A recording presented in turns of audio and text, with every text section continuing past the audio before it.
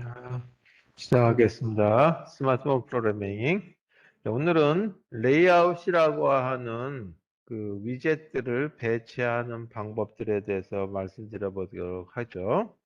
위젯이다라고 한다면 버튼이라든지 아니면 글씨 몇 개가 나오는 텍스트 뷰 또는 이제 그 글씨들을 거기다가 입력이 가능한 에디트 텍스트 뭐 이런 것들을 다 위젯이라고 그래요. 반면에 이제 이런 것들을 다 포함하는 것들을 컨테이너라고 그런다 그랬죠. 그래서 크게 이제 위젯이라고 하는 거하고 그 위젯 그다음에 컨테이너다라고 하는 게 있죠. 근데 이 컨테이너라고 하는 것 중에 하나가 뭐냐면 배치라고 하는 거다. 그래서 오늘부터는 요거에 대해서 며칠간 보도록 하고, 네, 오늘 이제 이 레이아웃을 다 끝내진 않을 거고요. 일부를 하고, 그 다음에 자바 얘기를 좀 해야 될 것 같아요. 그래서 자바의 상속에 대한 얘기를 좀 해보도록 하겠습니다. 그래야지 그 다음에 이제 이 뭐 이런 위젯들에 대한 거에 대한 반응을 해야 되겠죠. 예를 들어서 버튼이 있다 그러면 여기에 대한 반응을 해야 되는데 이 반응을 이벤트 처리라고 얘기한다. 그죠? 이 반응을 이제 그 발생하는 걸 이벤트라고 얘기하죠. 그거는 다음에 또 얘기하도록 하겠습니다. 그래서 오늘은 이 배치라고 하는 거에 대해서 이 레이아웃에 대해서 보도록 하겠습니다. 아까 얘기했듯이 위젯들을 갖다가 이 배치하는 트리다. 들을 갖다가 여기저기다가 갖다 놓는 거죠. 배치하는 이 틀을 갖다가 레이아웃이다라고 하니까 틀이니까 포함하는 거니까 컨테이너다라고 얘기하죠. 그리고 위젯이라고 하는 버튼이라든지 아니면 텍스트 한 문장 이런 것들을 나타내기 위해서는 보여줘야 되기 때문에 뷰라고 하는 클래스를 이용하게 돼요. 그걸 상속이라고 얘기하죠. 좀 이따 다시 얘기하겠지만 반면에 레이아웃이라고 하는 거는 배치라고 하는 그 레이아웃은 그 위젯들을 포함하는 거기 때문에 뷰라고 하는 것들을 모아놓은 거기 때문에 이 그 뷰 그룹이라고 하는 이름의 클래스를 이용하게 된다. 그래서 이 클래스를 이용한다는 얘기는 이미 있는 클래스로부터 상속을 받아서 여기에 있는 기능들을 이용한다라고 하는 걸로 보시면 되겠어요. 자, 배치를 하기 위해서는 첫 번째 위젯들을 어디다가 갖다 놓을 것이냐라고 하는 거가 있죠. 그래서 그런 걸 갖다가 속성이라고 얘기해요. 대표적인 속성 중에 하나가 방향에 대한 거를 결정해야 될 거예요. 그래서 배치를 가로 방향으로 할 것이냐, 세로 방향으로 할 것이냐, 또는 수평 방향으로 하냐, 수직 방향으로 하는 거. 그래서 이걸 갖다가 오리엔테이션이라고 얘기하죠. 네, 이거는 배치할 위젯들의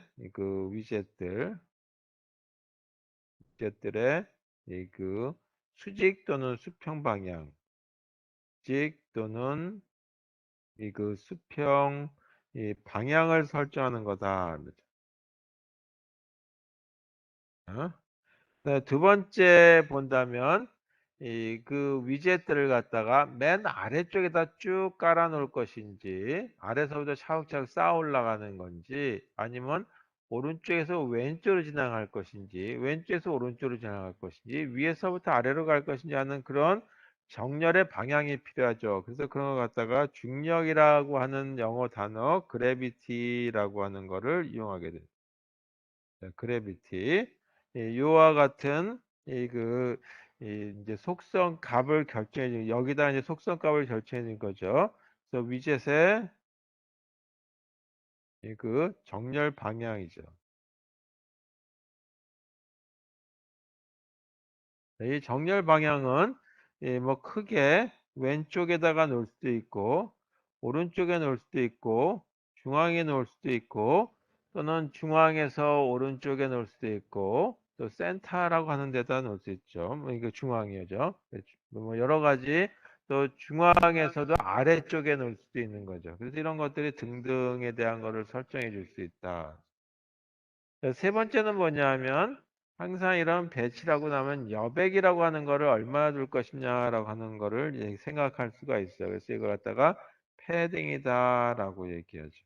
이거는 이 그 위젯들의 여백에 해당되는 여백 설정이다라고 하는 것만 가지고 일단 얘기하도록 하겠습니다. 자, 또 하나가 보통 이제 화면 설정을 하게 되면 화면을 우리가 하나로 다 통째로 쓰기도 하지만 일부분을 나눠서 쓰기도 하죠. 예를 들어서 이 유튜브 같은 경우를 보게 되면 위쪽에 제 그 동영상이 나오는 화면이 이렇게 있죠. 여기가 동영상이 나오는 화면이 있고 물론 전체 화면으로 볼 수도 있어요.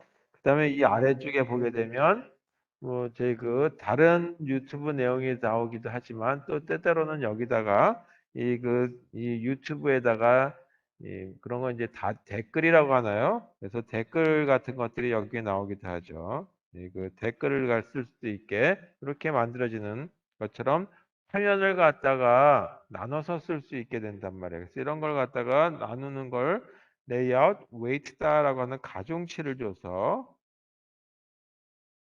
이 화면에 대한 크기를 차지하는 화면의 크기 이걸 결정해 주는 거다. 그래서 이 그 화면에 그 차지하는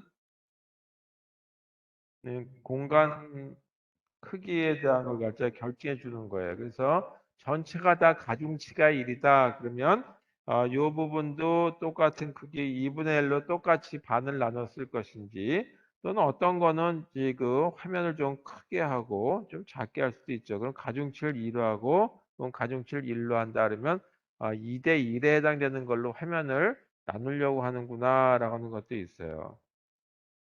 자, 물론 여기 밑에 베이스라인 얼라인드라고 하는 걸로 해서 위젯들을 또 보기 좋게 정리하는 것도 있는데 요거는 이제 생략하도록 하겠습니다. 뭐 그것도 제가 이번 그 실습 관련해서나 수업 관련해서는 쓸 일이 없어서 그냥 뺄게요. 자, 그 다음에 레이아웃과 관련한 종류들을 한번 보죠. 어떤 레이아웃이 있는지 기본적으로 제공되는 레이아웃이 저번 시간에도 얘기했지만 1차원적인 어떤 배치가 가장 간단하거든요. 그래서 1차원적인 것 갖다가 영어로 리니어라고 얘기하죠. 리니어 레이아웃. 여기 대문자로 시작하고 다시 대문자로 이렇게 쓴다는 얘기는 뭐냐 하면 클래스 이름이다라고 하는 걸로 항상 이 그 객체 지향원에서는 클래스 이름은 대문자로 시작한다. 자, 두 번째 저희 그 배치하는 방법은 상대적인 레이아웃이다. 이걸 갖다가 이 그 클래스 이름이 relative layout이에요. 그래서 relative layout.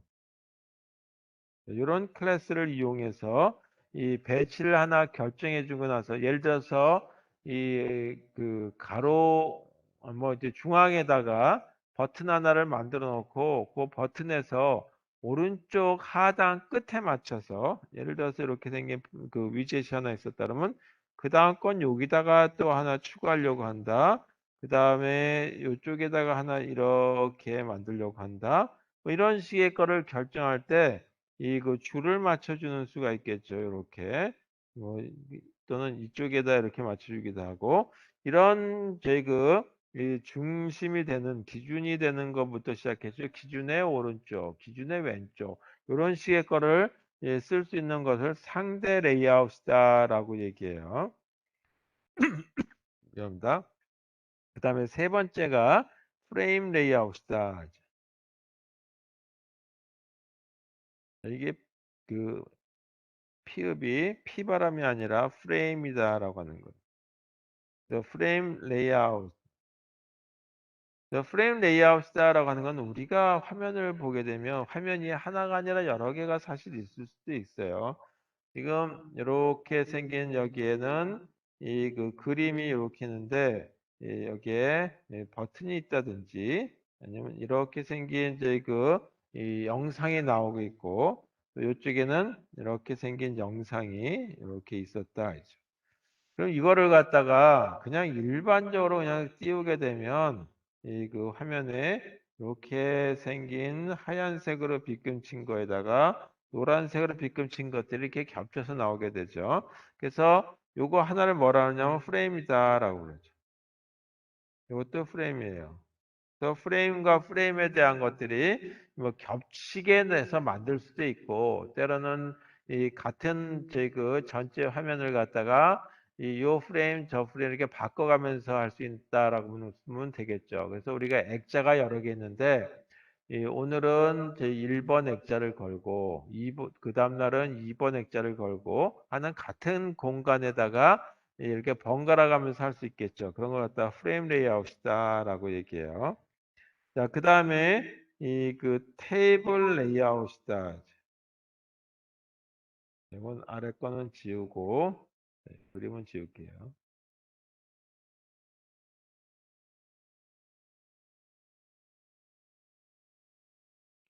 네, 프레임 레이아웃 다음에 테이블 레이아웃, 이 테이블, 이제 테이블 레이아웃이다라고 하는 이름 그대로 봐도 테이블이라고 하는 거는 일목요연한 어떤 이제 그 구조체를 갖고 있죠. 딱, 딱 이렇게 크기가 결정되어 있는 거. 이런 모습에 이 가로와 이 그 세로로 다시 말해 행과 영호로 이렇게 구성돼서 이 그 위젯들을 표현할 때 쓸 수 있는 이 배치 방법이 테이블 레이아웃이다. 자, 이렇게 쓸 수도 있지만 때로는 이 그 크기가 어떤 거는 위젯을 이렇게 또 어떤 거는 위젯을 아래로 좀 길게 그다음에 여기 이렇게 자, 이것도 사실 상대 레이아웃도 만들 수 있지만 이 그 위치에 해당되는 그 크기를 정하고 하는 게 테이블 레이아웃에 해당되는 걸 조금 더 완화시켜서 기능을 뭐 완화라고 할 수도 기능을 좀 더 추가해서 이 크기에 대한 자료를 조금 더 이거 쓸 수 있게 하는 이런 걸 갖다가 그리드 레이아웃이다라고 한다 이제. 그래서 이거를 그리드 레이아웃. 이렇게 그 5가지에 해당되는 배치에 대해서 보도록 하겠습니다. 자, 이미 리니어 레이아웃은 했지만 그래도 한번 보도록 하죠. 그 다음에 이런 걸 할 적에는 순수하게 자바 프로그램으로 만들 수도 있고 때로는 이 그 XM이라고 하는 걸로 배치에 대한 레이아웃이죠. 만들어 놓고 그 다음에 거기에 이몇 가지 그 동작을 해줘야 될 부분이 있어요. 반응을. 그걸 이벤트 처리라고 하는 거. 그런 기능들이라든지 연산을 해줘야 된다든지 하는 기능은 자바로 만들어서 두 가지를 연동시켜서 쓸 수 있는 방법도 있겠죠. 그게 가장 보편적인 경우인데 일단은 그 리니어 레이아웃이던 어떤 걸 간에 자바와 연동시키는 걸 가지고 얘기를 해보도록 하고 이 배치에 대한 거는 이번에는 이 XML 성격에서 배치해 주는 거 다시 말해서 디자인은 이 디자이너가 해준다라고 하는 관점에서 그리고 디자이너가 하고 나면 그게 코드는 XML이라고 하는 코드로 변환이 되게 하는 거다라고 하는 걸로 보시면 되겠습니다. 자, 첫 번째 리니어 레이아웃에 대해 볼게요. 자, 리니어 레이아웃을 쓰는 기본 구성은 어떻게 되느냐? XML로 작성됐을 때 얘기해요. 자, 첫 번째 태그는 리니어 레이아웃이라고 하는 이와 같이 이 태그를 쓰죠. 자, 그 다음에 여기에 보게 되면 XML, NS 뭐 이런 것들이 쭉 들어가는데 그런 내용들에 대한 것까지 이해하실 필요는 없고 자동으로 만들어지는 부분들이 그 우리 툴을 쓰게 되면 만들어지니까 그냥 쓰시면 되겠어요. 그 다음에 저번 시간에 했던 것 중에 또 하나가 이그 항상 이 안드로이드 환경에서는 접두사 같은 경우로 이 안드로이드라고 하는 키워드가 쓰인다라고 얘기했고 그 다음에 여기에 이 레이아웃과 관련된 폭은 어떻게 될 것인지 그 다음에 길이는 어떻게 될 것인지에 대한 거를 얘기하게 되겠죠. 자, 이게 전 시간에도 했어요. 자, 그럼 가장 기본적인 건 뭐냐 하면 화면 전체를 지금 보통 쓰게 되겠죠. 그래서 이 그 처음에 시작할 적에는 가로 전체, 세로 전체 또는 자기한테 주어져 있던 가중치로 주어져서 이 그 화면을 나눠서 쓴다면 그 가중치만큼의 전체를 쓰게 되는 거죠. 그런 걸 갖다가 필 페런트라고도 하고 조금 있다가 이제 오늘은 안 하겠지만 매치 페런트라고 하는 거를 쓰기도 한다. 똑같은 말인데 조금 다르긴 하지만 거의 이 동일한 의미로도 사용될 정도로 큰 문제가 없는 경우 보시면 되겠어요. 자, 그 다음에 방향에 대한 것들을 결정해 줘야 되겠다. 그래서 방향을 결정해 주는데 이 배치들이 세로로 차례대로 들어가게 하겠다라고 한다면 버티칼이라고 하는 세로 방향이죠. 그래서 여기도 반드시 안드로이드라고 하는 환경에서 쓰는 XML에 이 그 이 저 그 프로 그 표시 부분이고 이 태그고 그때는 안드로이드 한 키워드를 쓰고 방향을 쓸 적에는 오리엔테이션이라고 하는 이 속성 값을 주게 돼 있죠. 그 다음에 이 그 XML도 그렇고 HTML도 그렇고 항상 이 값을 쓸 적에는 다운편에다가 쓰게 돼 있죠. 여기 버티칼이라고 쓰시면 세로 방향으로 쓴다. 자, 그 다음에 리니어 레이아웃이라고 하는 이 태그에 대한 거는 앵글 브래켓으로 해서 앵글 브래켓을 닫는다. 자, 그 다음에 요 사이에 뭐가 들어가냐 하면 위젯들을 배치하면 돼요. 자, 배치한다는 얘기는 여기서는 XML로 작성할 거니까 XML로 표시가 될 거다 하죠. 이렇게 해서 여기 리니어 레이아웃. 이게 이 가장 기본적인 형태가 되는 거죠.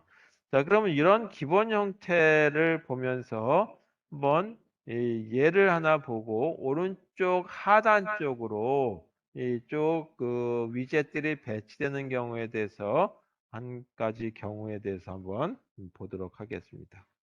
자, 우리 화면에 이렇게 그 스마트폰이 있는데 스마트폰의 이 부분이 하단 아래쪽이 하단 아래 오른쪽이다라는 걸 보죠. 여기에 보게 되면 우리 그 온오프 스위치 부분이 있다라고 보죠. 여기 그래서 이거 갖다가 이 그 말을 스위치라고 하는 말을 쓰게 돼 있고 그 다음에 그 위에 또 이 그 오른쪽에 맞춰서 이 라디오 버튼이라고 하는 이름에 여기에 이렇게 동그라미로 체크하는 부분이 있다 이거죠.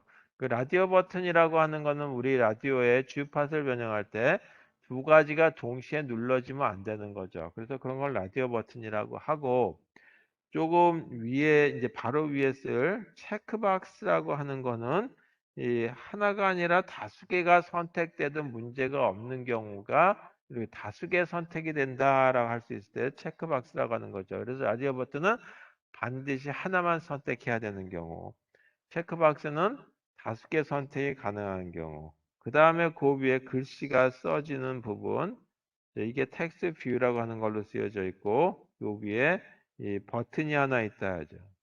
BUTTON이라고 하는 이런 배치가 되게 하겠다라고 한다면 리니어 레이아웃이라고 하는 저희 그 태그로 표시가 되는 XML의 그 기준으로 쓴다면 어떻게 써야 되겠느냐라고 하는 거죠. 자, 여기다 쓸게요. 리니어 레이아웃. 네, 그리고 여기에 뭐 XML이 어쩌죠 그런 건 다 생략하고 이 중요한 거는 이 그 이제 오늘 다루게 될 자동으로 만들어지는 건 빼도록 하겠습니다. 그리고 실제 우리가 써야 될 부분들에 대한 것만 얘기해 보도록 하죠. 자, 그 중에 하나가 뭐가 되냐면 방향은 어떻게 할 거냐라죠. 자, 여기 보니까 스마트폰이 세로로 세워서 잡았을 때를 얘기하죠. 따라서 이거는 안드로이드라고 하는 말을 쓰고 네,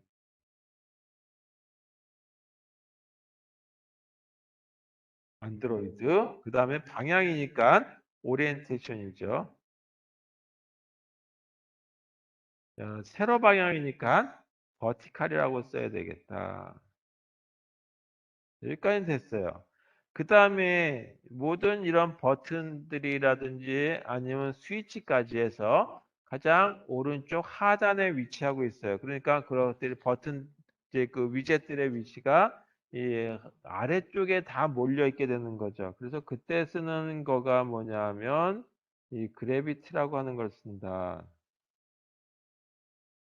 자, 여기서도 이 그 조건이 뭐냐면 그 관련 값을 줄 때 이 다운편에 넣죠. 더블 쿼테이션 오른쪽에 붙어져 있고 또는 또 아래쪽에 붙어져 있어요. 그래서 이렇게 버텀이라고 하는 거와 그다음에 오른쪽 right라고 하는 값을 이렇게 주게 돼 있죠.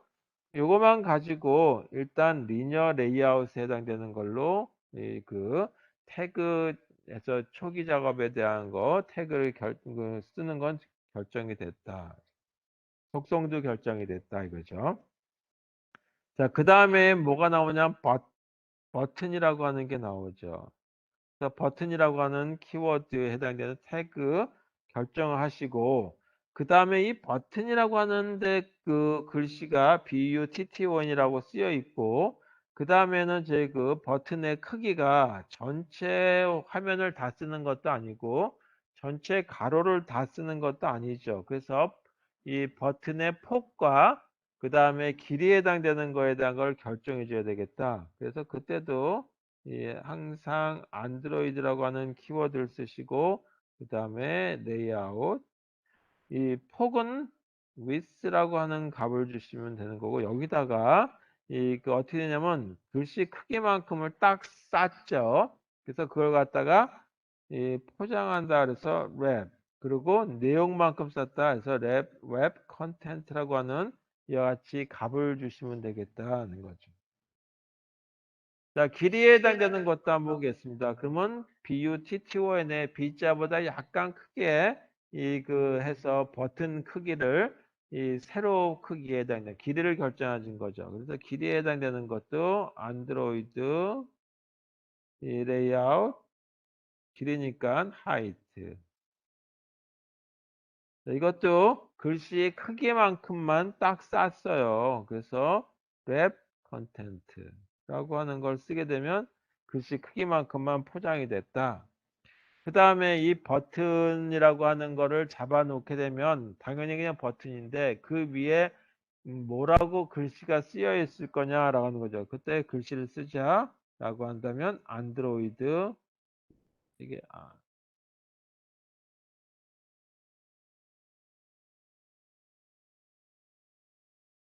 안드로이드 그 다음에 이 텍스트라고 하는 걸 쓰시고 글씨 쓸 내용만 쓰면 돼. 뭐라고 썼냐면 대문자 B U T T O N이라고 썼죠.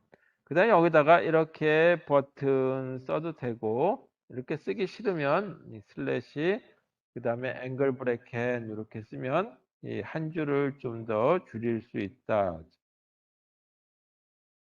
네, 첫 번째 버튼에 해당되는 건 이렇게 만들었죠. 자, 두 번째는 여기도 사실 우리 제가 표시 안 해서 그렇지만 이렇게 글씨가 나오는 부분에 해당되는 이 공간이 있었을 거다 이거죠. 그래서 그 부분에 해당되는 위젯이 차지하는 만큼의 크기가 있어요. 그걸 뭐라 하냐면 텍스트 뷰라고 하는 걸로 나타내는 거다. 그리고 글씨가 나타나는 거니까 안드로이드 그 다음에 텍스트죠. 자, 뭐라고 썼냐면 텍스트 뷰라고 썼네요.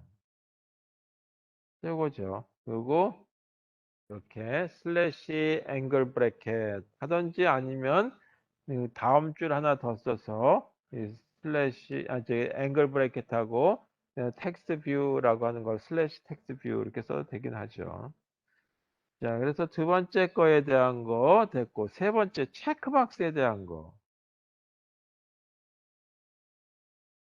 자, 체크박스도 글씨가 체크박스라고 하는 걸로 들어가서 자동적으로 이 앞에 체크해주는 사각형의 빈 공간이 나타나는 거예요. 그것까지 어떻게 그리느냐라고 고민할 필요 없이 알아서 저희 그 툴이 제공해 주는 거죠. 그래픽 툴이. 예. 그래픽 툴이라기보다는 이 그 체크박스라고 하는 그래픽에서 정해지는 이그 뭐라 하나요? 그 클래스에서 정해지는 거다. 이렇게 쓰기도 했고, 그다음에 슬래시 앵글 브래켓. 자, 마지막이 아니에요. 라디오 버튼이 있네요. 그다음에 이 라디오 버튼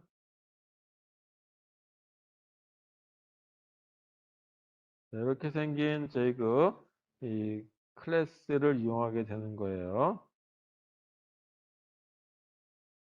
네, 클래스 이름은 라디오 버튼이 되는 거고, 그때 이 글씨만 쓸 거죠.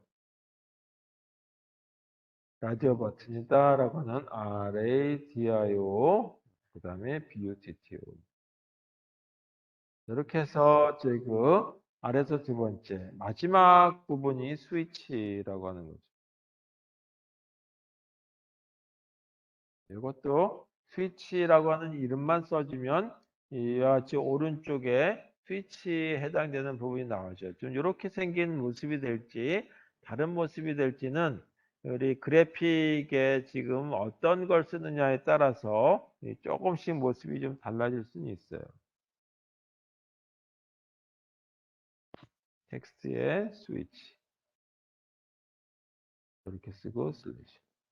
자, 그 다음에 요거와 짝을 이루는 요 끝에다가 쓸게요. 여기다가 슬래시 리니어 레이아웃 이렇게 쓰게 되면 요 그 브래켓에 해당되는 리니어 레이아웃의 시작과 끝에 해당되는 걸로 해서 왼쪽에 있는 이런 그림들이 출력이 되겠죠. 물론 여기서 체크하든지 레디어 버튼 누른다 그래서 아무런 기능도 하지 않고 모습만 나왔다 이거죠. 이런 거 반응하는 거를 하기 위한 거는 이제 다음 시간에 다루게 될 그 이벤트 부분에 대해서 할 때 얘기하도록 하겠습니다. 그 다음에 또 이렇게 배치를 하다 보게 되면, 그냥 그 배치 하나로 끝나느냐라고 하면 그렇지는 않죠. 그리고 리니어 레이아웃이면 리니어 레이아웃 하나만 하는 건 아니죠. 그래서 그런 걸 갖다가 뭐라고 하냐면, 이 중복해서 저희 배치를 해줄 수도 있어요. 그래서 리니어 레이아웃인데, 이 리니어 레이아웃,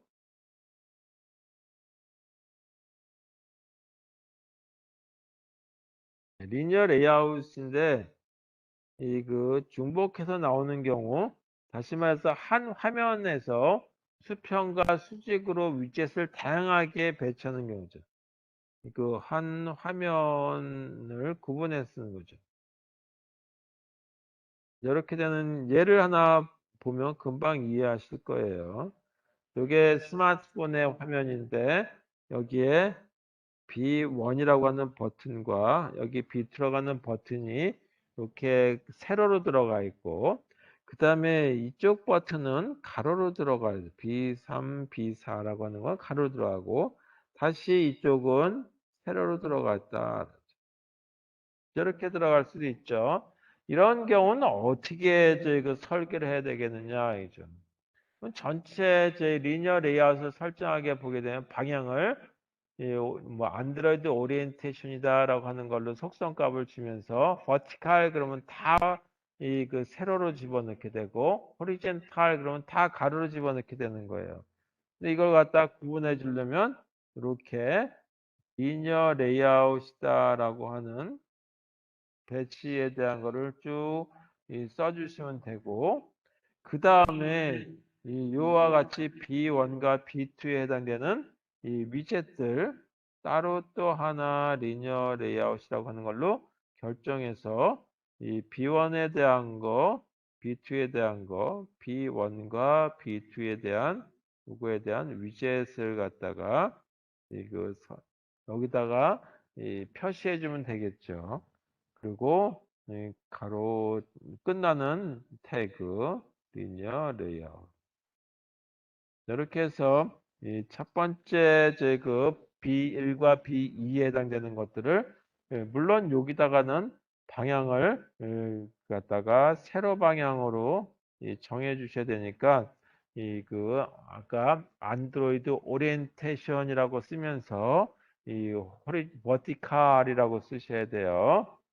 그 다음에 두 번째 있는 요 박스에 해당되는 거, 이것들은 또다시 또 리니어 레이아웃이다라고 하는 걸로 써주셔야 되겠다. 자, 그래서 이때 쓸 적에 이제 해야 될 것들, 아까는 안 썼는데, 다시 한번 여기다 써드릴게요. 여기다 써드린다면, 안드로이드 오리엔테이션, 그 다음에 버티칼. 이렇게 쓰란 얘기예요. 여기는 뭐라고 쓰냐면 가로로 쓸 거니까 안드로이드, 그 다음에 오리엔테이션, 그리고 여기다가는 이 호리젠탈.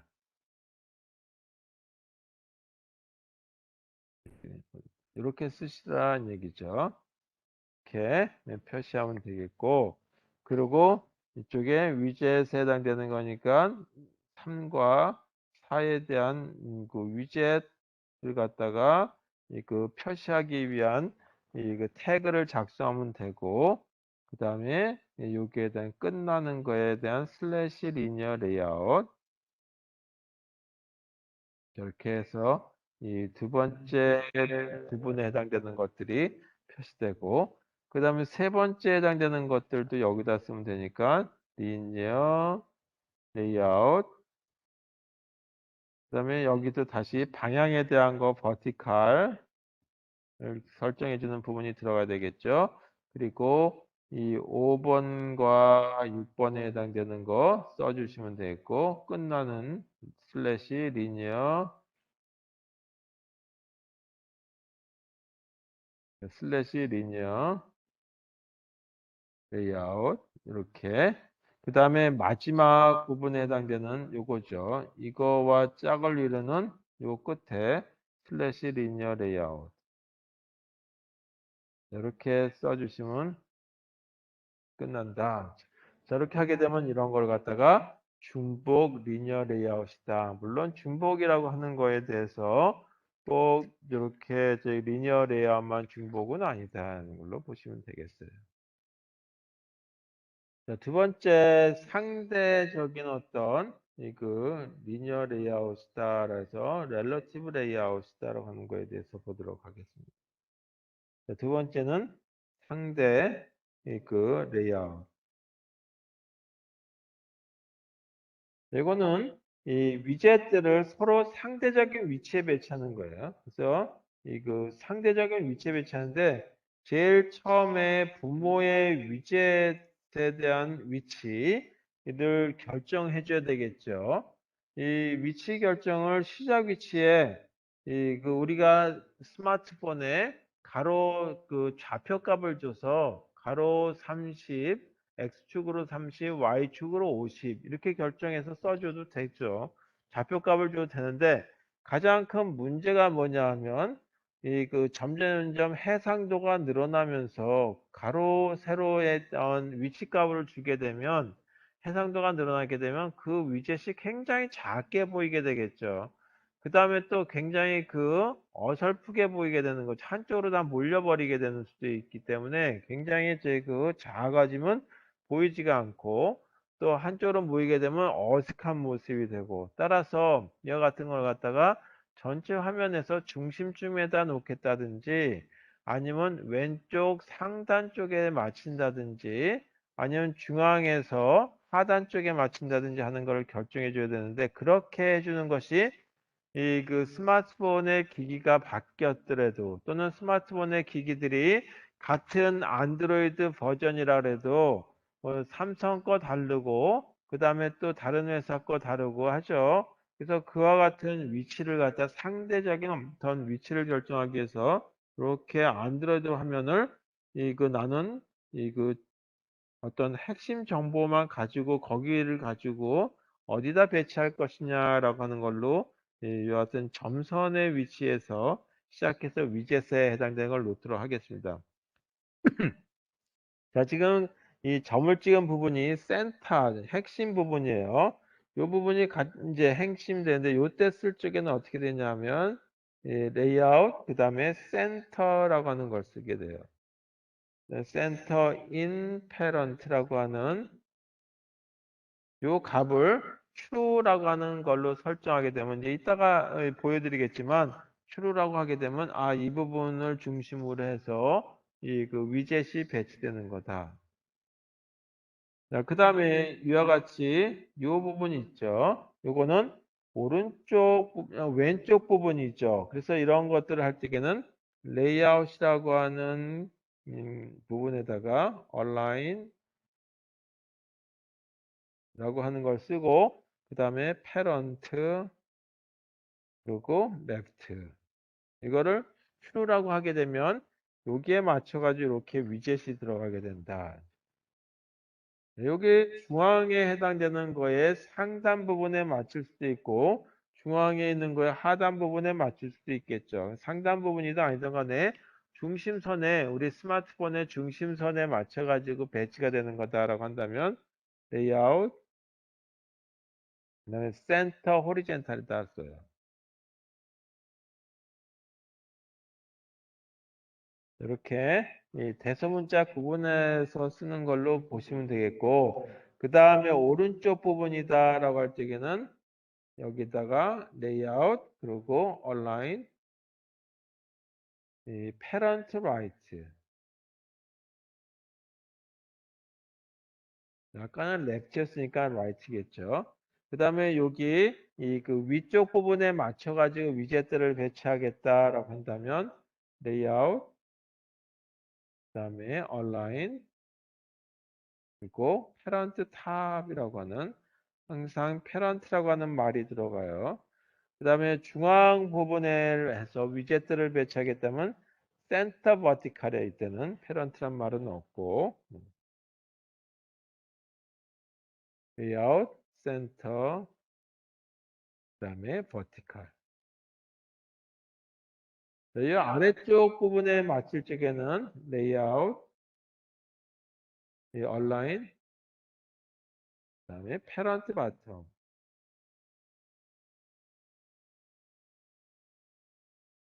이런 식의 이 그 위치 정보를 가지고 우리가 제 그 자료를 갖다가 검색하게 된다. 자, 이렇게 된 걸 잘 기억하시면서 일단 보시면서 저희 그 지금 예를 하나 보시면 되겠어요.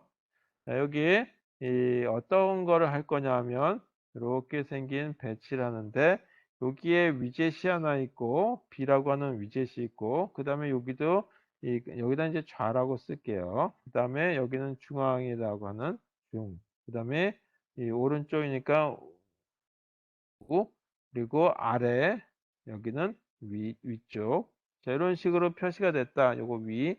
뭐 이런 식의 표시가 되는 버튼들에 대한 것만 가지고 위젯들을 배치한다. 버튼이라고 하는 위젯들을 배치하려고 한다라고 한다면 어떻게 작성해야 될 것인지. 그럼 여기가 중앙선이 있고 여기 중앙선이 있고 그 다음에 왼쪽 오른쪽 그 다음에 마텀 쪽, 탑 쪽 이렇게 됐을 때 버튼들을 배치한다.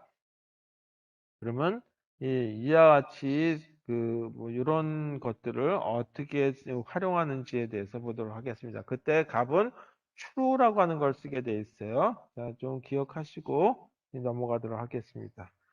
자, 그러면 예를 들어서 여기에 이 위쪽이라고 쓸게요. 위쪽이라고 하는 버튼이 있고, 그 다음에 아래라고 하는 버튼이 있고, 뭐 아래쪽은 빼고, 그 다음에 여기는 좌측이라고 하는 버튼, 여기는 중앙, 그 다음에 이건 우측이라고 하는 이름의 버튼이 있다.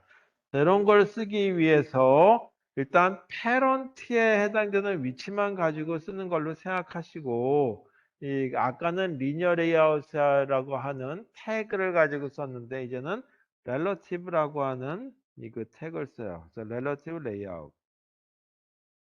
여기 XML, NS 뭐 이런 말 나오는 거 이게 뭔지 이해하려고 하시면 좋긴 하겠지만 일단 그게 지금 핵심이 아니니까 빼도록 하겠습니다. 자, 그 다음에 이거 전체 화면을 다 쓰는 거죠. 스마트폰에 따라서 여기도 이 화면을 다 쓸 것이다 라고 하는 걸로 크기에 대한 거를 결정해 줘야 되겠죠. 폭은 스마트폰의 크기만큼 다 쓸 거다. 그래서 아까 쓰는 거를 fill parent라고 쓴다고 그랬죠. 자, 이렇게 써도 되고 또는 여기다가 이렇게 써도 돼요. 안드로이드 레이아웃 세로에 해당되는 길이에 해당되는 것도 다 쓰려고 그러죠. 그래서 여기다가 fill parent 말고 match parent라고 써도 된다 이거죠. 자, 여기 써도 되는데 이건 조금 이따가 얘기하고 실제 그 fill parent가 조금 더 의미가 있는 말이니까 저는 여기다가 가능한 하면 이 fill parent라고 쓸게요. 뭐 그게 그거지만 자, 이렇게 해서 이 그 relative layout에 이 그 옵션에 해당되는 속성 값들을 다 결정했습니다. 그 다음에 이제 여기다가 버튼을 하나 써주는데 다 써줄 필요는 없을 것 같고 위쪽이라고 하는 거에 대한 버튼만 결정하는 걸로 써드리면 나머지는 여러분들이 다 이해하실 것 같아요. 안드로이드 그 다음에 레이아웃 그리고 위쪽에 해당되는 게 뭐냐면 이 그 얼라인이라고 하는 말을 쓴다 그랬어요. 그리고 이 그 위쪽이니까 패런트 탑이었죠. 자, 이렇게 생긴 탑 부분이었다. 그래서 패런트 탑이고 그 패런트 탑 위치는 쓸 겁니다라고 할 때 true라고 하는 값을 쓰면 된다는 얘기예요. 그렇지 않으면 나머지는 다 false라고 하는 걸로 들어가 있어요. 그 다음에 중앙 위치에 들어갔는데 이게 센터 호리젠탈이라고 하는 것 또는 센터 버티칼이라고 하는 걸로 들어가는 부분이 되겠죠. 그래서 이 부분이니까 센터라고 하는 거에 호리젠탈 부분이겠죠. 레이아웃이고 그 다음에 센터 호리젠탈.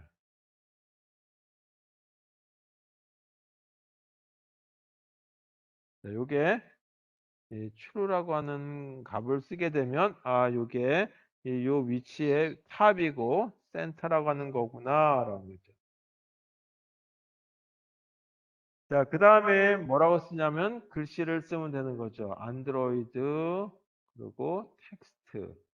뭐라고 쓸 거냐면 위쪽이라고 쓰면 되는 거죠. 위쪽에 이렇게 쓰게 되면 버튼에 해당되는 거 끝난 거죠. 자, 그 다음에 또 하나 버튼이 있는데 이 그 아래 버튼도 있고 요 중앙 버튼도 있고 하죠. 이런 것들 여러 개 써주면 된다. 자, 그래서 맨 마지막에 슬래시 렐러티브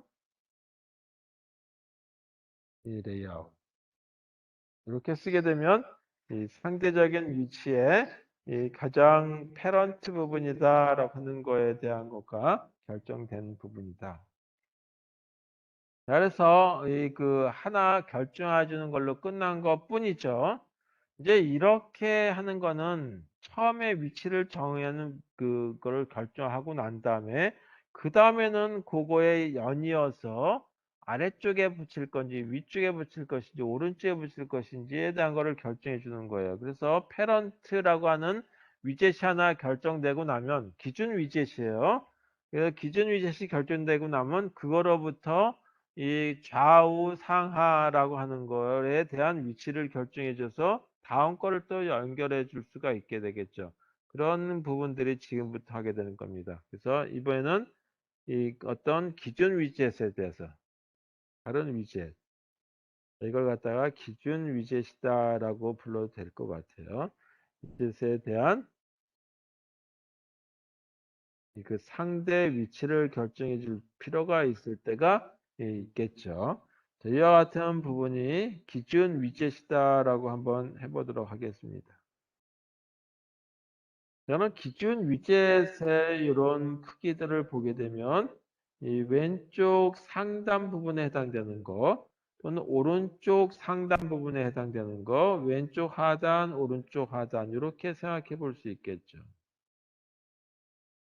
자, 그러면 이 기준 위젯에 이 왼쪽 상단의 왼쪽 부분에다 뭘 놓으려고 한다. 그럼 요 끝에 부분에 대한 자료가 있어야 되겠죠. 그리고 요 윗부분을 above라고 그럽니다. 이거 지울게. 요 윗부분은 above라고 하는 값을 쓰면 되고 아래를 below라고 하는 기준 위젯의 아래쪽에 기준 위젯의 오른쪽에 쓸 적에는 to right of라고 하는 이제 또 키값을 쓰면 되는 거고 태그라고 하는 걸 쓰면 되겠고 그 다음에 왼쪽에 쓸 때는 to left of라고 하는 걸 쓴다. 자, 왼쪽에 쓸 거면서 이것도 글씨가 조금 이상해서 지울게. to left of 자, 왼쪽에 쓸 거면서 요 기준 좀 위쪽에 맞춰야 될 수도 있겠죠. 그럴 때 쓰는 것이 align top이라고 하는 걸 이용해서 위쪽에 맞춰주고 또는 요게 그 왼쪽에 맞춰서 이 그 위에다가 올려놓으려고 한다면 align left라고 하는 이 값을 가지고 한다. 그 다음에 오른쪽 부분에 맞춰가지고 이렇게 또 이제 그 위젯들을 달아줄 수도 있겠죠. 그러면 여기는 align right. 그 다음에 이 부분에 맞춰가지고 쓴다 그러면 align top. 그리고 여기에 그 맞춰진다 그러면 align bottom. 여기도 마찬가지 왼쪽 오른쪽 똑같겠죠. 자, 이렇게 결정해 주면 될 거고 여기도 align bottom이고 여기는 align left고 여기는 align right. 이렇게 된 걸로 가지고 결정해 주면 되겠다. 그래서 오른쪽, 위쪽, 아래쪽, 왼쪽 방향에 해당되는 걸로 이렇게 기준 위젯이 설정되고 다음 위젯을 배치하려고 할 때 이 그 이와 같은 값으로부터 결정해 주면 되겠다라는 거죠. 제일 먼저 기준 위젯에 대한 거를 결정하고 나는 걸로 얘기하면서 시작해 보도록 하겠습니다. 자, 그러면 예를 들어서 이렇게 생긴 거가 있다 그러죠. 여기에 기준 위젯이 있고 조금 더 크게 그리면 좋겠는데 이 기준 위젯의 여기 크기를 보니까 150개의 점으로 이루어져 있어요. DP. 이것도 150개의 점으로 이루어졌다라고 가정 한번 해보죠. 자, 그 다음에 이 왼쪽에 보니까 이 지점에 맞춰서 1번이라고 하는 버튼이 여기 있고, 그 다음에 여기 기준에 맞춰서 2번 버튼이 있고, 그리고 요점에 맞춰서 끝점에 맞춰서 3번 버튼이 있고, 여기에 맞춰서 4번 버튼이 있다. 자, 이렇게 이 버튼이 결정됐을 때, 어떻게 이제 1, 2, 3, 4라고 하는 기준 위젯에서 이 배치를 할 것인지에 대해서 보도록 하겠습니다. 자, 이렇게 쓰기 위해서는 XML에서는 태그에 relative layout이다라고 하는 걸 쓰시게 되겠고, 그 다음에 이 가로와 세로 모든 걸 다 전체 공간을 쓸 거니까 이 부분도 뭐 폭과 관련된 거, 안드로이드 레이아웃, 그다음에 width. 이것도 이 fill parent 라고 해서 가로 다 쓰겠다는 얘기고 안드로이드 레이아웃 하이트 해서 길이 부분도 다 쓰겠다. 이렇게 해서 일단 이 relative layout이라고 하는 거에 대한 태그 부분은 다 작성이 됐어요. 자, 그 다음에 이제 각각에 해당되는 걸 쓰기 전에 제일 먼저 기준 위젯에 대한 거를 결정해 줘야 되겠죠. 그 기준 위젯이 이 가정하기를 버튼으로 돼 있다라고 한번 얘기해 보자. 그러면 여기에 안드로이드 그리고 이 레이아웃 with 얼마를 정하기로 했냐면 150개 저무려져 있죠. DP라고 하는 걸로 쓰면 돼요. 이 Density Independent Pixel이라고 하는 걸로 안드로이드 환경에 뭐 저희가 했던 점의 개수를 나타내는 단위다라고 하는 걸로 보시면 되겠어요. 그 다음에 또 하나 세로 해당되는 것도 150개 점으로 이루어졌다. 그래서 레이아웃, 하이트, 그것도 150 dp. 자, 그 다음에 어디에다 썼냐면 이 부분에 해당되는 중앙 위치에다 썼다라고 하는 걸로 한번 볼게요. 그래서 안드로이드 패런트 부분이다라고 하는 거에 대한 배치, 레이아웃,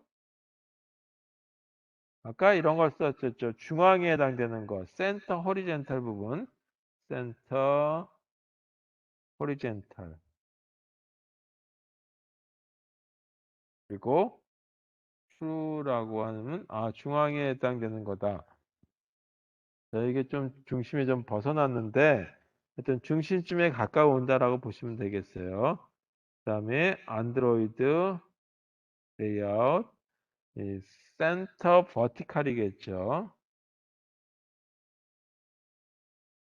이것도 그러니까 이 전체 화면에 이 가로축에서의 중심쯤 되는 위치, 세로로 봤을 때 중심쯤 되는 위치에다가 이 그 기준 위젯이라고 하는 이름의 이 버튼을 하나 추가해 준다. 텍스트. 그다음에 여기 글씨는 뭐라고 쓸 거냐면 기준 위젯이다라고 하는 말을 쓸 거죠.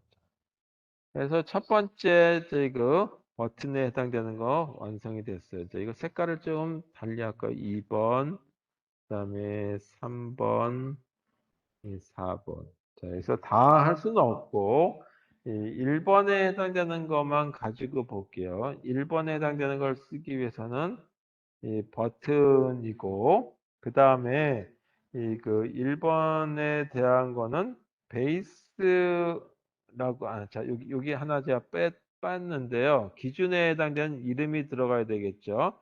그래서 이 부분이 항상 들어야 됩니다. 안드로이드 이걸 빼트렸는데 아이디를 통해서 요 아이디 값에서부터 시작해서 왼쪽 오른쪽을 결정해 줘야 되겠죠. 그래서 여기다가 이렇게 쓰는 겁니다. 골뱅이 표시하고 아이디를 추가하기 위해서 더하기 그다음에 아이디 이름을 베이스 btn이라고 쓸게요. 베이스 btn 다운표. 자, 요거 이름이 뭐냐면 요거 이름이 이 버튼의 아이디가 이 베이스 btn이에요. 소문자인데 소문자로 이 베이스 btn 이런 이름으로 정했다. 그러면 베이스 btn 안에 왼쪽에다 집어넣을 거죠. 그러니까 1번 버튼은 어디다가 배치할 거냐 보니까 이 배치하는 위치가 안드로이드 그 다음에 레이아웃 왼쪽에다 넣을 거예요. 요거의 그 기준이 되는 거에 왼쪽인데 왼쪽에 상단 부분이죠. 따라서 일단 상단 부분부터 쓰는 걸로 할게요. 그러면 온라인 탑에다 놓는데 온라인 탑은 기준에 뭐하고 관련된 거냐 하면 이 그 아이디에 참조된 아이디가 요거 참조한다는 걸로 해가지고 이렇게 골뱅이 표시를 하죠. 그리고 아이디를 참조하는데 그 아이디가 베이스 btn이다. 여기서 더하기 안 써요. 추가하는 게 아니라 참조만 할 거기 때문에 더하기는 없다. 아이디를 참조한다. 그 아이디가 베이스 btn이라고 하는 기준 위젯이다. 그 다음에 왼쪽에다 갖다 놓을 거죠. 따라서 일단 위치는 이 위쪽에 맞췄다는 거고 왼쪽에 갖다 놓을 적에는 레이아웃 그다음에 to 왼쪽에 갖다 놓을 때 이런 걸 쓴 경우가 있었어요. left of라고 하는 걸 쓴다. 자, 뭐의 왼쪽이냐 하면 이 id가 베이스 btn이라고 하는 이런 그 위젯의 왼쪽 부분에 갖다 놓는다. 그리고 그, 위젯은 뭐라고 위에다 글을 쓸 거냐면 1이라고 쓸 거다. 자, 이게 노란색 부분에 해당되는 걸로 완성이 된 거죠. 자, 2번에 해당되는 거, 이 4번에 해당되는 거 하나만 더 할까요? 4번에 해당되는 거. 자, 4번에 해당되는 쭉 넘어가서 4번에 해당되는 거 하나 더 넣는다면 버튼에 이 4번 요거는 안드로이드 그다음에 레이아웃 그리고 요거는 이제 이 위에다가 쓸 거죠. 그래서 여기다가 레이아웃 above 뭐의 위쪽이냐 하면 아이디가 베이스 BTN이 있다라고 하는 거예요.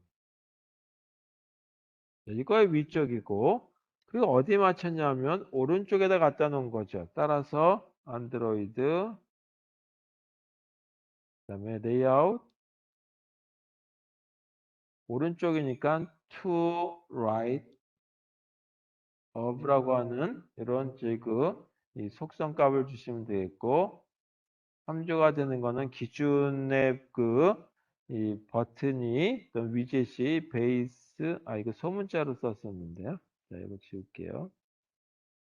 잘못 썼네요.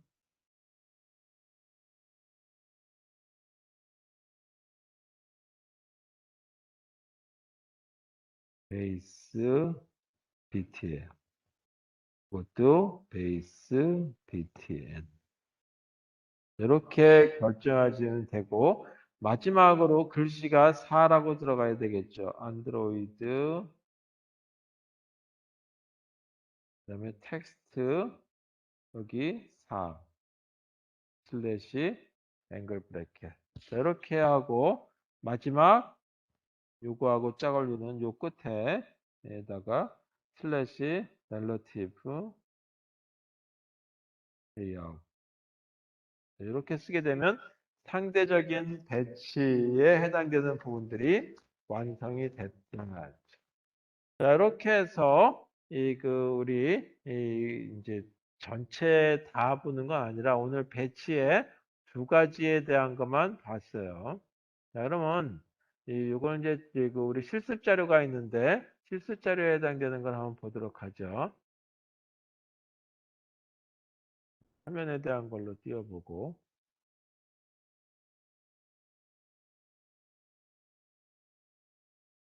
자, 이게 실습 자료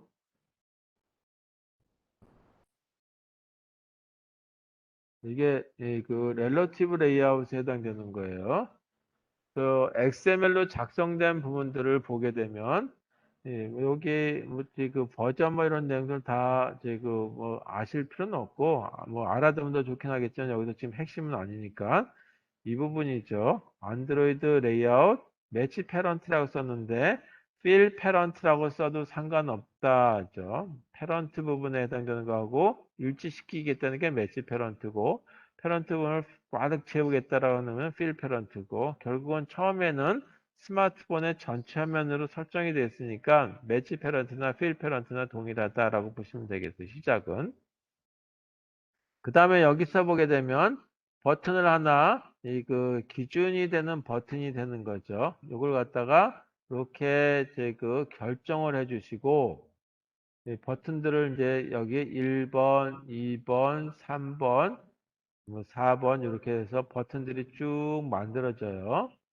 그래서 이 버튼들에 대한 걸 만들고 난 다음에 4번 버튼 다음에 5번 버튼이 있는데 5번 버튼에 대한 걸 보게 되면 4번 버튼에 대한 거를 오른쪽 부분에다 이렇게 쓰죠. 그래서 to right of라 그러고 4번 버튼을 참조를 한 거에 오른쪽 부분입니다. 라고 하는 뜻이 되겠고 그 다음에 아래쪽을 맞추기 때문에 4번 버튼의 아래쪽을 맞추기 때문에 이와 같이 온라인 바텀이라고 하는 부분이 BTN 4로 잡혔다라고 하는 걸로 보시면 되겠어요.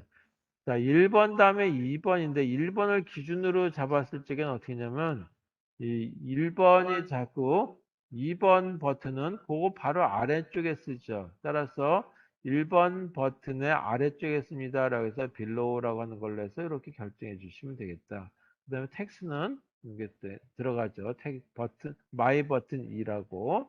동일하고. 그 다음에 또 하나가 이 버튼 3의 경우를 보게 되면 버튼 2라고 하는 걸 갖다가 여기다가 아까 btn 2라고 했어요. 그래서 btn 2의 아래쪽에 쓰겠다라고 하는 걸로 이렇게 아래 이렇게 결정해 주는 형태가 되는 거죠. below라고 하는 이와 같이 속성값을 주는 속성의 위치값을 결정해 주기 위해서 썼다 이거죠.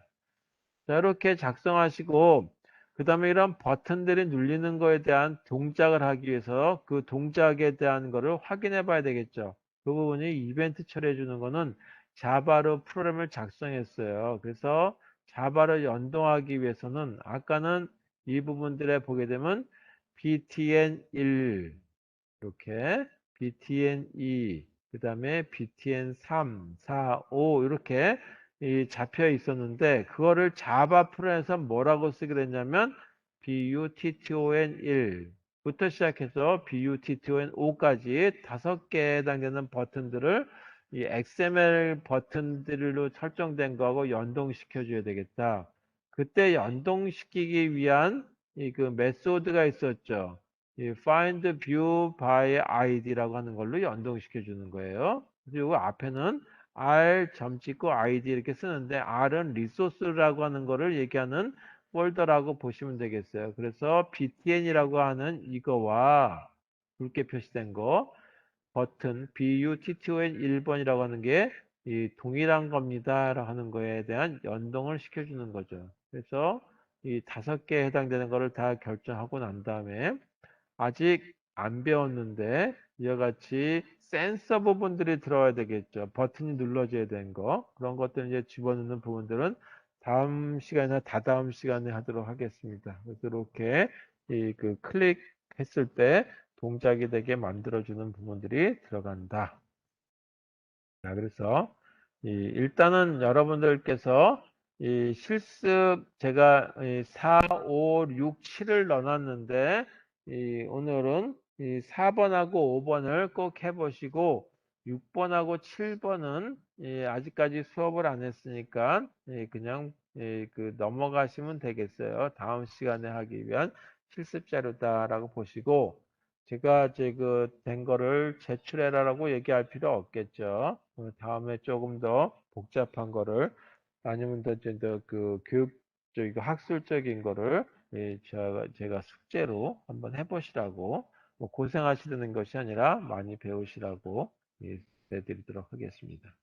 자, 그럼 오늘 요거 그 자바를 하기 전에 이 안드로이드 환경에 대한 거는 여기까지만 하고요. 이제 자바에 대한 얘기를 좀 하도록 하겠습니다.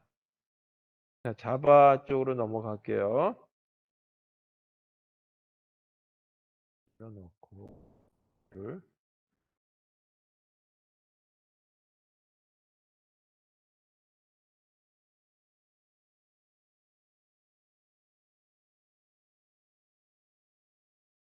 네, 이걸 이제 자바 가지고 수업을 해보도록 하겠습니다. 자, 지금부터 이제 이 클래스를 이용하는 부분들에 대한 걸로 그걸 갖다가 확장 클래스라고 불러요. 이 확장 클래스, 다시 말해서 이걸 다른 얘기로 상속이라고 부른다.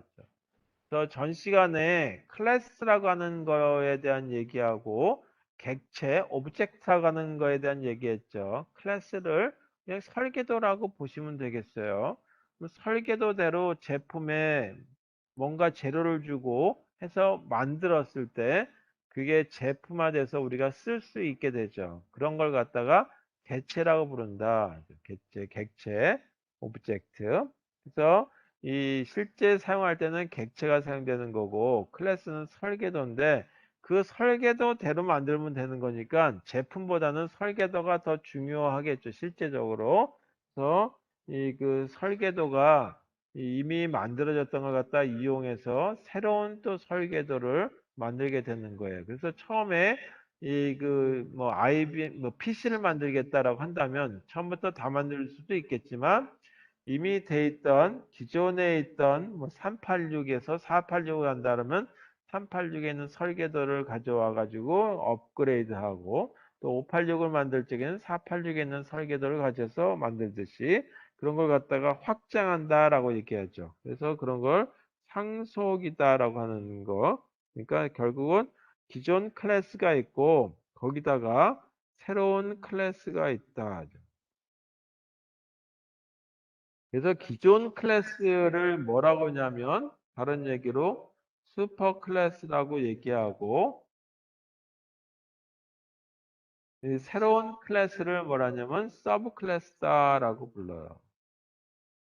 저희 서브 클래스가 이걸 갖다가 이렇게 받게 되는데 그거를 상속이라 그러고 상속을 받게 되면 우리가 뭔가 이제 조상이라든지 아니면 누군가로부터 이 그 물질적인 거를 받게 되는 거죠. 또는 좀 유무형의 거를 받게 되는 건데 그 유무형의 어떤 걸 받게 되는 그런 게 재산일 수도 있고 현금일 수도 있고 아니면 정신적인 어떤 자원일 수도 있죠.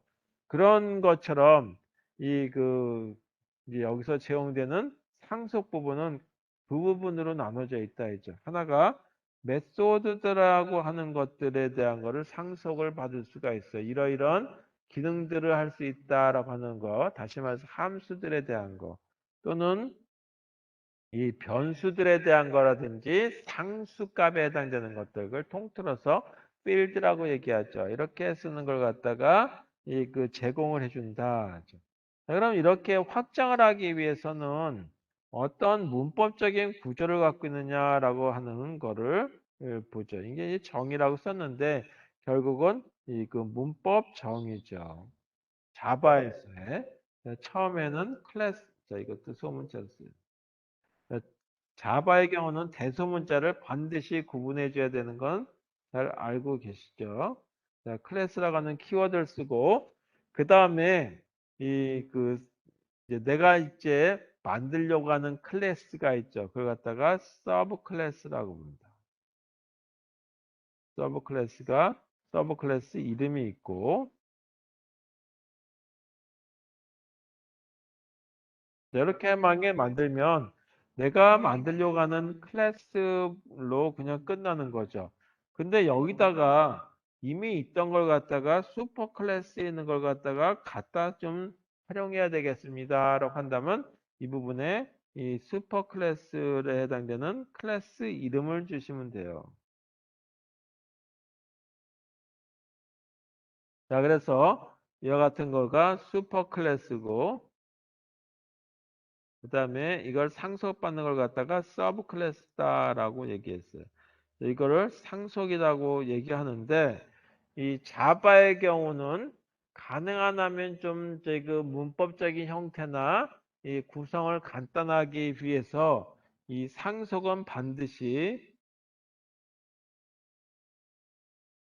한 곳만 가능해요.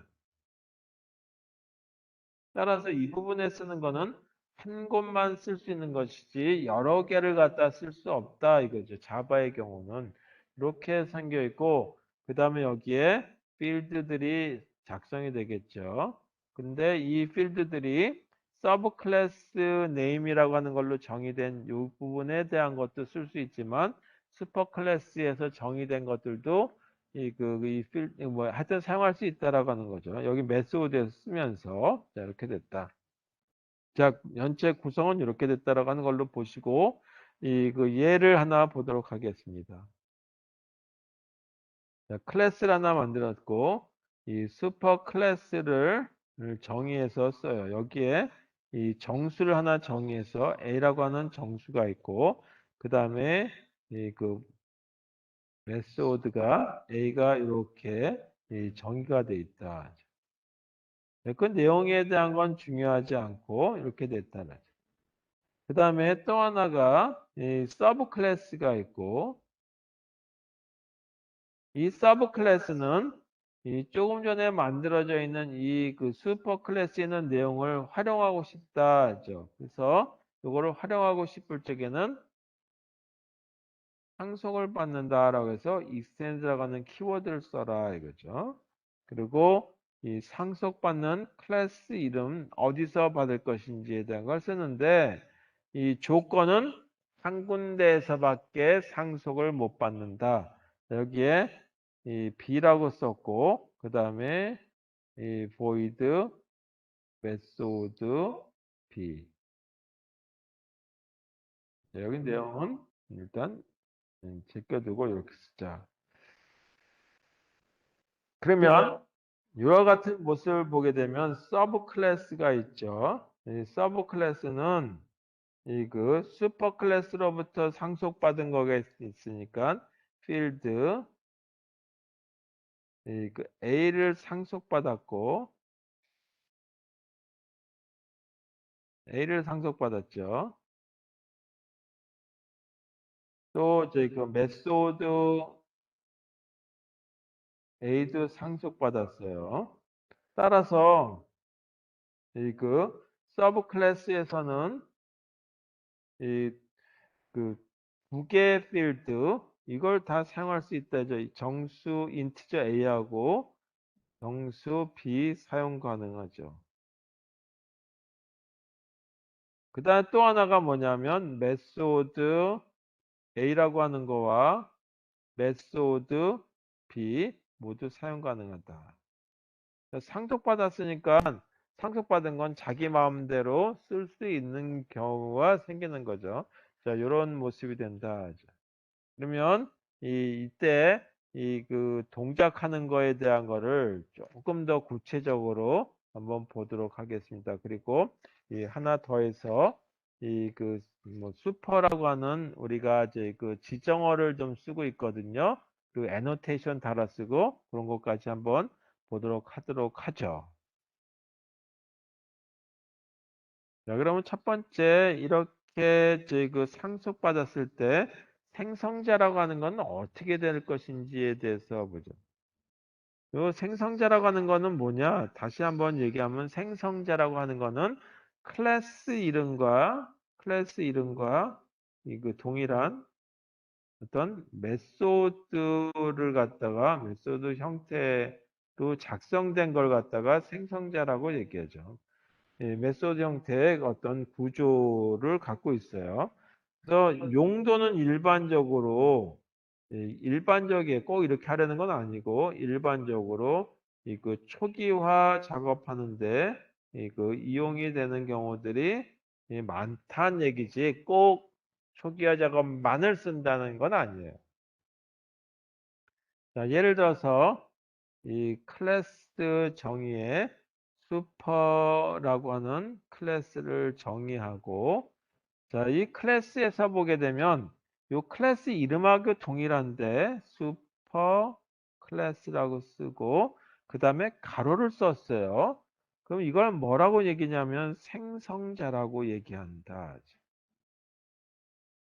자, 이 생성자에서 뭐 초기화해주고 그런 거는 일단 어, 일반적으로 쓰는 얘기고 오늘은 동작이 어떻게 생성자들이 호출되는지가 궁금하니까 한번 이렇게 써보도록 여기다가 프린트문을 한번 써보도록 하겠습니다. 그래서 자바에서는 프린트문을 쓸 적에는 앞에다가 시스템이라고 하는 대문자 S로 시작해서 시스템이라고 하는 클래스 하위에 있는 걸 가지고 쓴다는 얘기죠. 클래스에.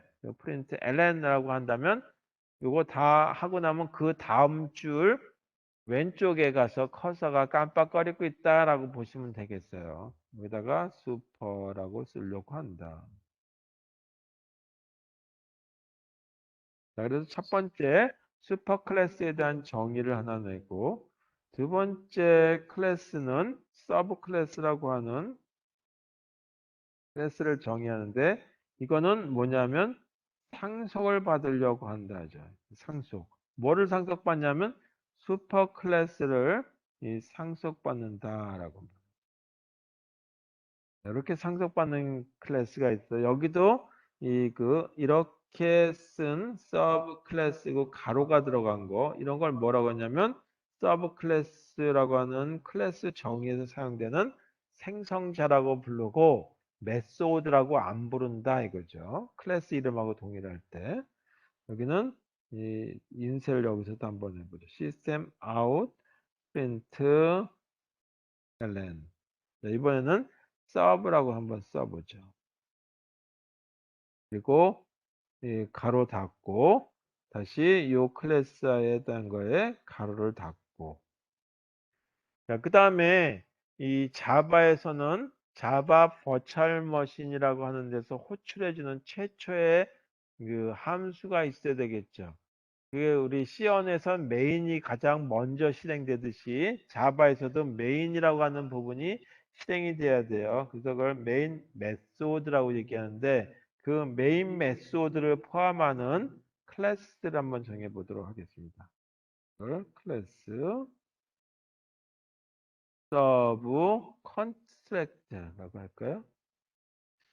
이렇게 쓰게 되면 이름도 또 혼동하실지 모르니까 그냥 마인이라고 쓸게요. 마이 클래스.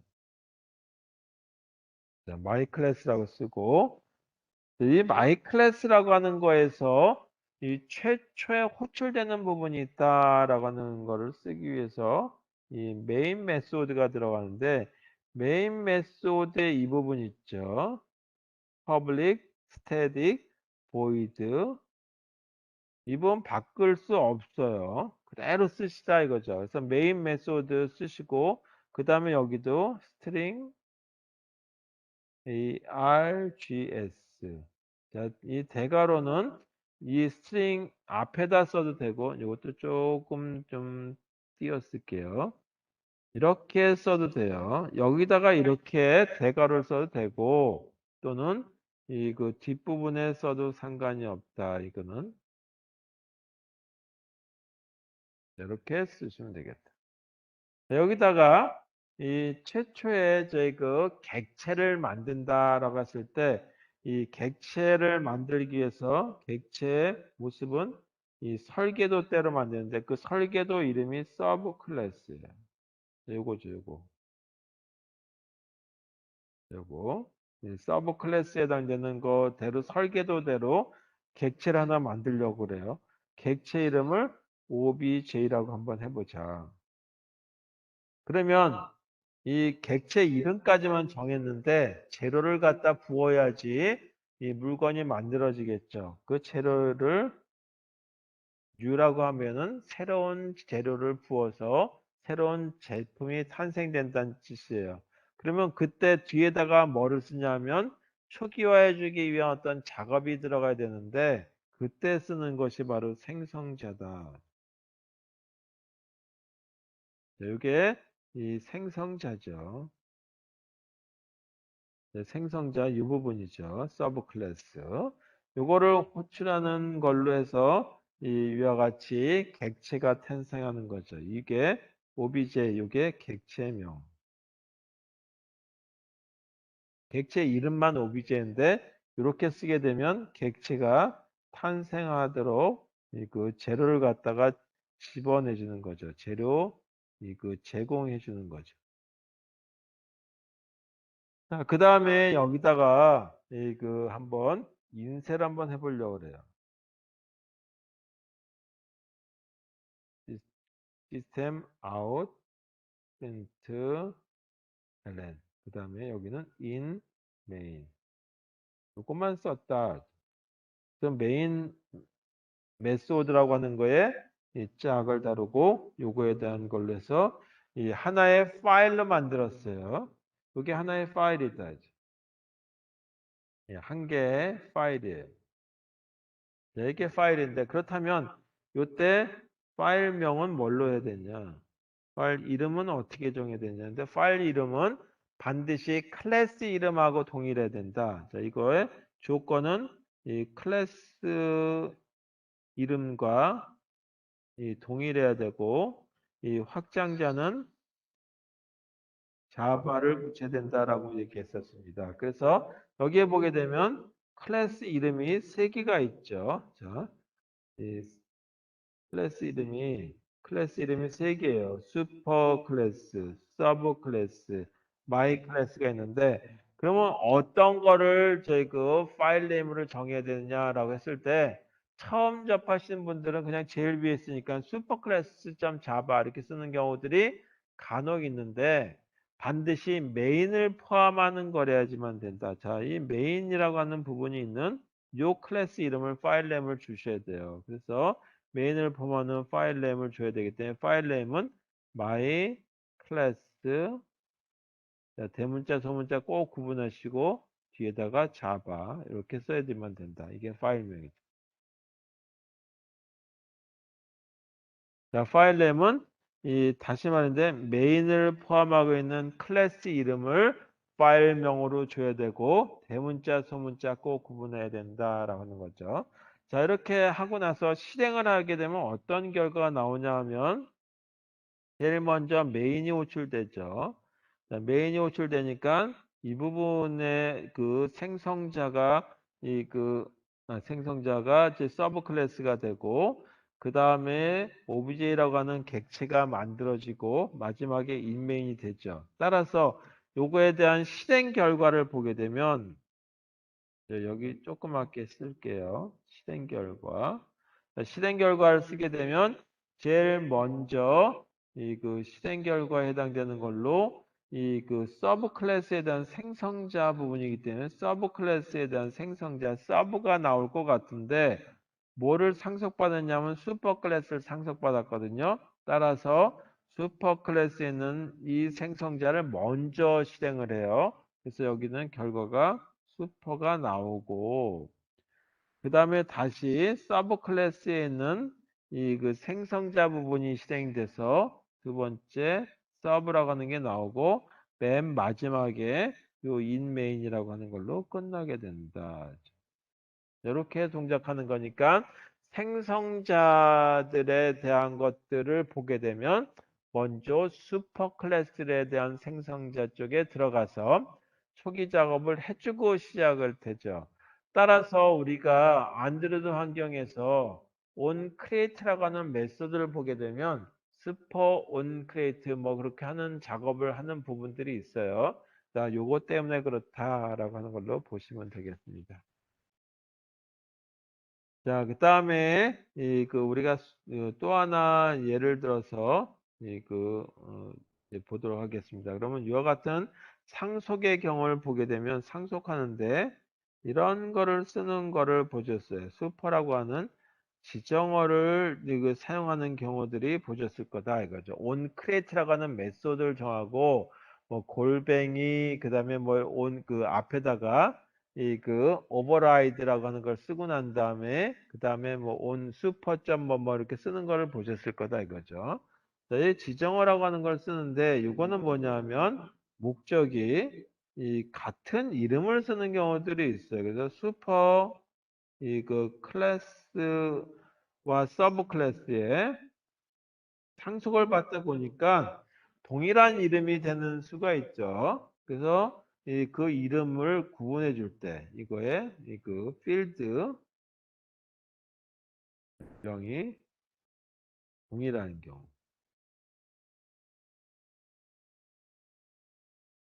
이 구분하기 위한 목적어를 가지고 슈퍼라고 하는 걸 쓰기도 한다. 자, 예를 들어서 클래스가 있고 슈퍼 C라고만 쓸게요. 여기에 보니까 이 정수를 정했는데 초기값이 1이고 여기도 B라고 하는 정수를 정했는데 초기값이 1이었다라고 하는 클래스가 하나 정의됐을 때. 그 다음에 또 하나가 상속을 받는 서브 클래스가 있고 서브 C라고 쓰고 상속은 슈퍼 클래스 슈퍼 C라고 하는 데서 상속을 받는다. 자, 여기도 보니까 A라고 하는 변수가 있는데 여기는 초기값이 2였다. 그리고 이 B라고 하는 변수가 있는데 여기는 이그 실수값으로 쓰고 여기에 초기값이 2.0이다. 자, 그 다음에 아웃풋이라고 하는 메소드가 있고 이 아웃풋 메소드에 보게 되면 인쇄해 주는 부분이 있더라 이거죠. 시스템 아웃 그다음에 프린트 ln이라고 쓴다 했죠. 자, 여기다가 쓰는데 그 지정어로서 슈퍼라고 하는 키워드를 쓰고 A라고 하는 걸 찍었다. 자, 여기 점을 찍고 A라고 하는 걸 쓰고, 근데 더하기 표시하는데 이게 더한다는 뜻이 아니라 요거는 이 연속 인쇄를 한다는 뜻이에요. 그리고 이렇게 쓰게 되면 이 다운편에 들어가는 거, 다시 말해서 제가 여기 쉼표를 했으니까 요거만큼 쓰겠다는 얘기고, 그 다음에 더하기는 게 더한다는 것이 아니라 연속해서 쓴다는 것이 자바의 표시법이다. 그러니까 A라고 하는 이거와 요 A가 있는데 하나는 슈퍼점 A고 그냥 하나는 그냥 A예요. 이걸 인쇄할 때 그리고 또 하나 또 이 B에 대한 것도 한번 인쇄해 보죠. 여기도 이 그 슈퍼라고 하는 이 그 지정어를 썼을 때 이의 B 값하고 그 다음에 그냥 B 값하고 여기도 구분하기 위해서 이렇게 쓸게요. 이렇게. 이렇게 두 개의 클래스가 정의되어 있다. 자, 그 다음에 또 하나가 뭐냐면 메인을 포함하는 클래스가 있다라고 해서 이 여기에 이 그 퍼블릭을 써도 되고 안 써도 돼요. 한번 써보죠. 퍼블릭 클래스에 mine이라고 하는 이름의 클래스 한번 정해 보도록 하죠. 그리고 요 mine이라고 하는 클래스에는 메인 메소드가 들어가 있다.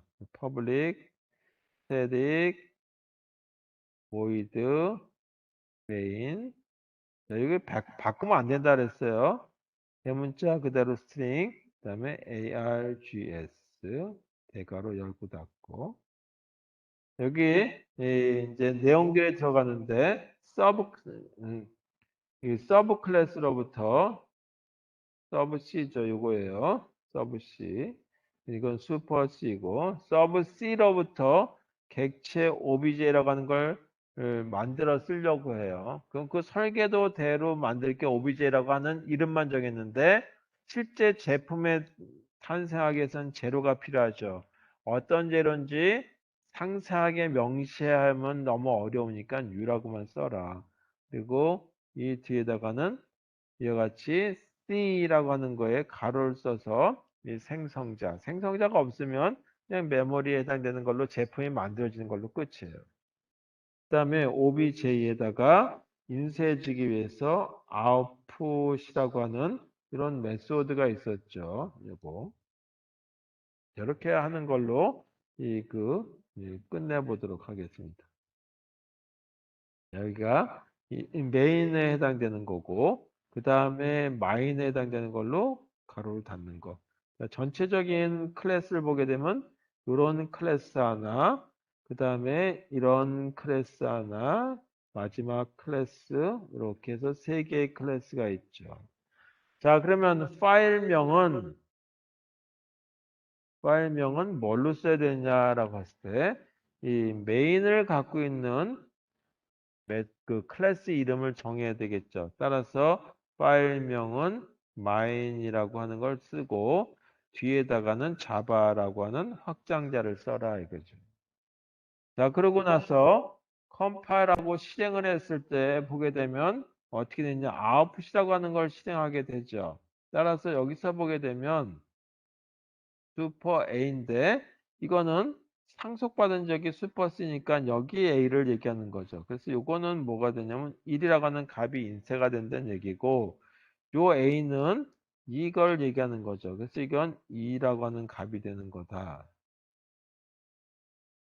자, 그 다음에 여기 슈퍼.b라고 되어 있는 거는 요걸 얘기하는 거죠. 그래서 이게 1이라고 하는 값이고 이 b는 요거를 얘기하는 거기 때문에 이거는 2.0이라고 하는 값이 인쇄가 되는 거다라고 하는 거예요. 자, 이렇게 실행하는 경우에 슈퍼라고 하는 지정어에 대한 걸 얘기했어요. 자, 다음 시간에 다시 이제 조금 더 활용한 우리 버퍼 쓰기 그다음에 또 조금 더 이제 여러 개를 같이 쓸 수 있는 오버로딩이다라고 하는 과적 상태 뭐 이런 얘기를 좀 하고 그 다음에 상속에서에 대한 것도 오늘 뭐 하려니까 한이 없어서 여기까지는 하고 끝내도록 하겠습니다. 그래서 이 추상 클래스라고 하는 말을 자꾸 번역해서 쓰는데 어떤 뭐 추상 클래스라고 쓰던 어떤 영어로는 에셋 클래스에 대한 얘기, 그 다음에 인터페이스라고 하는 게 또 있어요. 그런 것들에 대해서 얘기해 보도록 하겠습니다. 자, 그래서 다음 시간까지 하게 되면 일단 이제 그 자바를 공부하는 과정에서 보게 되면 꽤 중반까지 나갔을 때 과정에 대한 얘기가 되겠습니다. 자, 그리고 이 다음 시간에는 배치에 대한 얘기 좀 더 완성하고, 그리고 시간이 되면 이 이벤트 처리해줘서 버튼이라고 하는 것들을 클릭했을 때 어떤 동작이 되는지에 대한 얘기까지 해서 이 수업을 해보도록 하겠습니다.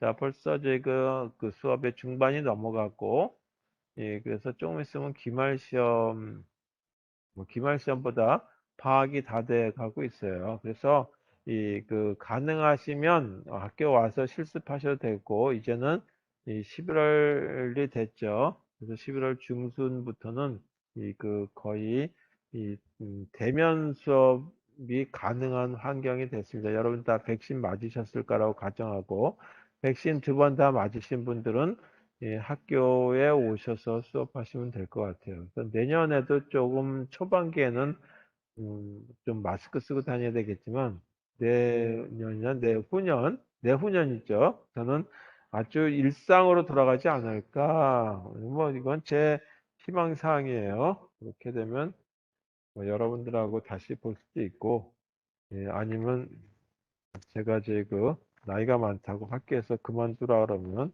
뭐 좀 못 보고 하여튼 그런 상황이 될 것 같아요. 자, 하여튼 오늘 여기까지 수업했습니다. 수고하셨습니다.